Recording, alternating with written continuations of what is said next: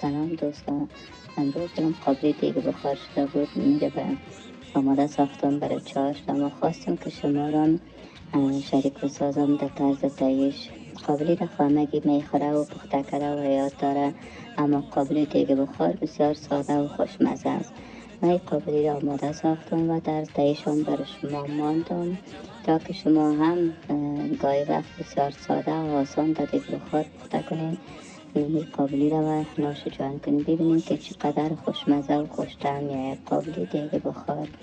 این قابلی ازبکی بر مزه میده. میبینید شما تا اگه که هنوز دم نگرفته بسیار خوش رنگ و مقبول شده، یعنی حالا به دم میمانیم در دیگ بخار برای 15 دقیقه بخار داریمش کشتیم. بعدا حالا ببینید که چقدر خوش طعم و خوش ذائقه است. بسیار مقبول. نوش جان ما.